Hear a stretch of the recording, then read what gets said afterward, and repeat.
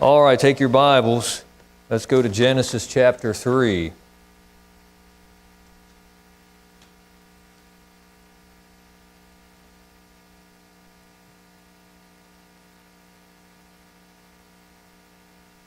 Many years ago, I built my own house. What a job that was.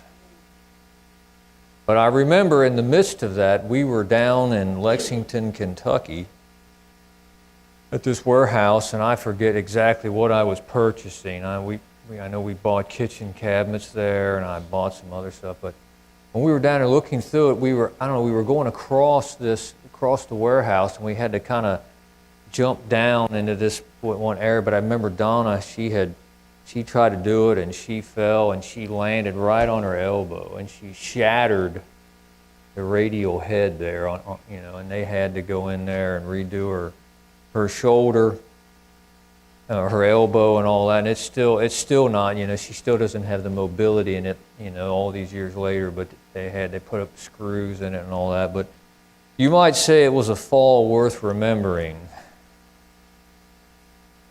And that's what I want to talk to you about today, a fall worth remembering. Look at Genesis 3, verse 16. Unto the woman he said, I will greatly multiply thy sorrow and thy conception.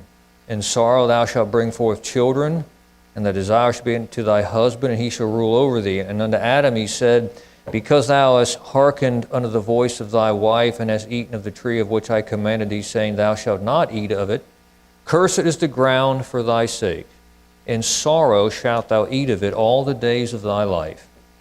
Thorns also and thistles shall it bring forth to thee, and thou shalt eat the herb of the field. In the sweat of thy face shalt thou eat bread till thou return unto the ground, for out of it thou wast taken, for dust thou art, and unto dust shalt thou return.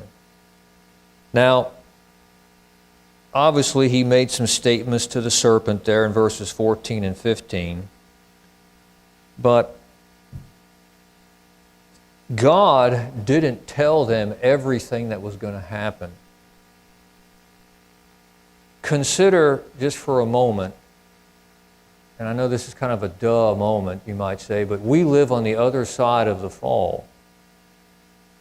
So when you stop and think about the things that are happening today, the cancer, the war, the adultery, the divorce, the parents that are sitting down at Children's Hospital with children, 6 months, a year old, 2 years old, dying of leukemia, cancer, some other incurable disease. None of these things were God's intention. And He's often condemned and denounced for allowing all these things to happen. But it was never His intention. And the thing is that when you stop and consider the consequences of Adam's disobedience 6,000 years later, you understand it even better than Adam did. God didn't tell him everything. He didn't give him a litany of every little thing that was going to happen as a result of you disobeying me. He never divulged the magnitude of his disobedience when he told him, forbid him to eat of the trees. I said, you're just going to die.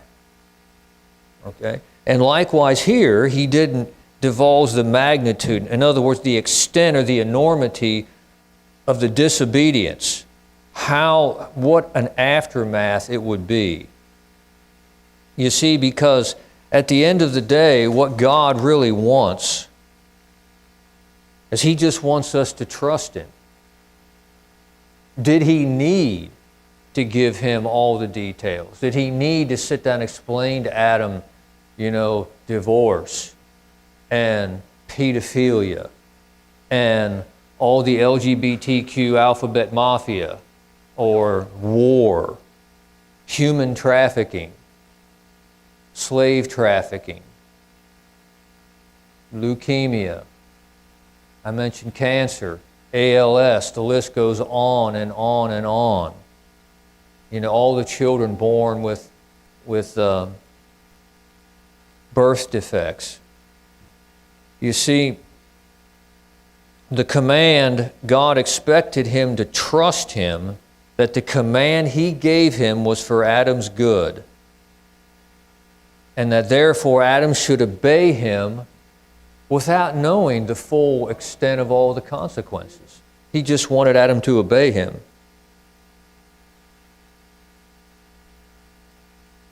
Consider also your unawareness of the consequences of sin anyway. Look at Deuteronomy 32.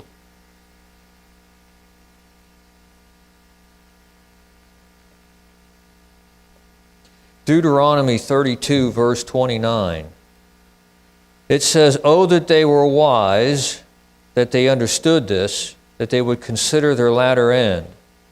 Undoubtedly, we are unaware of the consequences of our own sin because we don't consider it. Okay? They often refer to it as second and third order thinking. We just think about, I think I want to do this, and we don't really go beyond that. This is going to feel good, this is going to be fun, and it doesn't go any farther. So there's a lot of that. I mean, America is not a place where a lot of thought, a lot of deep thinking goes on amongst the multitudes. Because, again, we're not interested in truth, we're interested in justifying our own course of action. But also the problem is you are unable to fathom the long-reaching effects of your own sin, just like Adam. I mean, God could have explained it and tried to, but was he going to grasp it all? No, not fully, not unless you live through it. I mean, you can understand what ALS is if you're going through it or seeing somebody go through it, but either way, it's a bad thing. So we are unaware of the consequences of our own sin. But look at Isaiah 46. There is one who isn't. Isaiah 46, verse 10. It says, "Declaring the end from the beginning, and from ancient times the things that are not yet done, saying, My counsel shall stand, and I will do all my pleasure." There is one who sees the end from the beginning. And he saw the end from the beginning when he told Adam, don't eat of that tree. And he saw the end from the beginning after he did eat of the tree and what would happen. He didn't explain it all to him. Just like, he doesn't, even though you have the completed revelation of God, you got 6,000 years of human history for reference, you can't understand the consequences of your own sin, the long-reaching effects. Only God can. And so this is what I want you to consider. When God tells you something, you better take it serious and you better obey. He told him, don't eat of that tree, and look at the consequences of him disobeying God. Look at what we're living through because Adam made a choice. Now understand, people will complain and say, well, God's unfair because he allowed the whole race to fall because of one man. You'd have done the same thing. How many times have you sinned and you knew it was wrong? Adam was not deceived, but the woman being deceived was in the transgression. He ate knowing he was doing wrong. He did it anyway because he loved something more than God. And nothing that hasn't changed in 6,000 years. You and I disobey God when we love something more than Him. So we'd have done the same thing. And that's why, Pastor said, I don't have a verse for smoking pot. Well, I do. James 4:17, to him that knoweth to do good and doeth it not, to him it is sin. And there's so many things we know. God doesn't have to tell you don't smoke dope. He doesn't have to tell you not to snort meth. He doesn't need to tell you these things. He doesn't even tell you don't need to be a homosexual or a lesbian, but he doesn't need to tell you these things. We know better, but we choose to it because essentially we love ourselves and our own will and our own thoughts and our own goals and desires more than God, and we think we know better, and God's this great big bummer in the sky that's trying to make us miserable. But the point is that we need to take God's commandments seriously and obey them. Because Adam's sin illustrates that the huge, enormous, long-reaching effects of sin. Let me give you an example. Train up a child in the way he should go, and when he's old, he won't depart from it. We seem to focus so much on the second part, but train up a child in the way he should go. How many of God's people through the years have either married an unsaved spouse, or they're saved but they're not serious about serving God, and they don't train their kids up? You know the long-reaching effects of that? I've seen it. Their kids are going to burn in hell forever, and many of their kids are burning in hell right now and will burn forever. Long-reaching effects, an eternal consequence. Eternal. How about this? You know, we talk about taking God's commands seriously. How about John 5:39? Search the Scriptures. For in them you think ye have eternal life, and there are they which testify of me. God takes it. When God says search the Scriptures, it's not just like saying, well, you know, let's go get an ice cream cone. Well, if you don't get one, no big deal. It's very serious, because He knows if you don't learn to renew that mind, you're going to think like the world and you're going to act like the world. And as a result, you're going to be like the world, and instead of being an influence for God, you're only going to be an influence for the devil, because you're not going to stick out and be any different than the world. So He takes those things very seriously. And I don't know about you, but you especially when you've been saved, you can get very flippant about how you look at this book and God's commands. How about this one? Look at Luke 18:1. Luke 18, verse 1. And He spake a parable unto them to this end, that men ought always to pray and not to faint. You want to make sure you don't faint? You better pray. You better go to God. Not to the candy store. That comfort food may help you for a moment. But it's amazing, you can kind of figure out your spiritual condition of what you turn to when you're down. Is it God and the Bible, or is it the TV? You go out and get some comfort food or whatever? I'm not saying it's wrong to go get some comfort food, but that better be tributary, secondary to getting with God. How about this one? Proverbs 13:20. He that walketh with wise men shall be wise, but a companion of fools shall be destroyed. How many people just throw that thing off? You know? I mean, what amazes me today is people think they can hang around the wrong influences and it not affect them. Look at Hebrews chapter 10.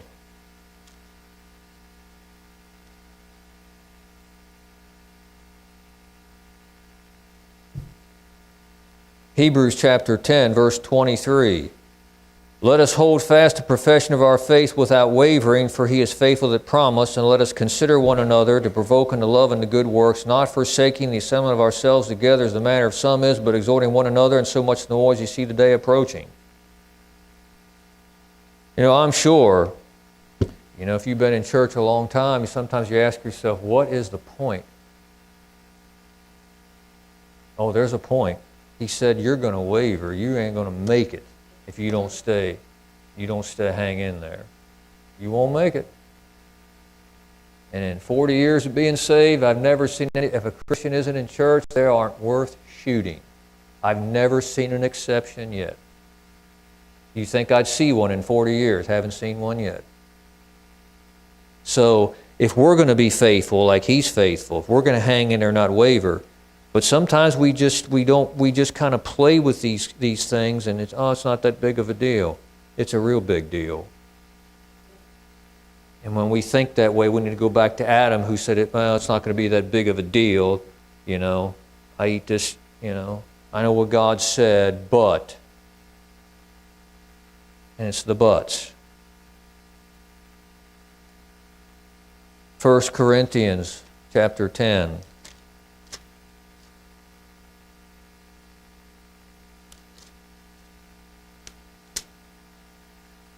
I'm just giving you a few things to think about. 1 Corinthians 10:12. Wherefore let him that thinketh he standeth take heed lest he fall. Now we don't walk around thinking we got it made in the shade, and we're invincible. If we would never say that. But it's amazing how we can walk through a day without the Bible and prayer. I've got this, God. I'm good. I don't need church. It's okay if I skip church here. It's okay if I skip the Bible. It's okay if I, I'll just read my devotion today instead of the Bible. I think devotions are great. I read them daily of some kind, but not as a replacement. Not as a replacement. How about Proverbs 29:1?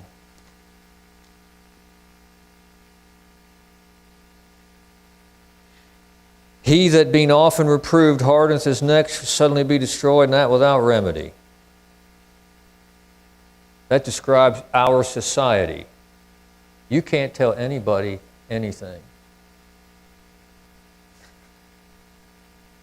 I've never seen a day and age where people you just can't tell them straight. You can't. That's hard for me. That's the way I am. And I am so misunderstood as I'm this awful, evil, uncaring, calloused individual. No. Just like my dad. He said, do it or I bust you. Anything we don't understand? Everything was very black and white in my world growing up. And so that's just, I thought everybody was that way. Boy, did I have some eye-opening. My dad never candy-coated anything.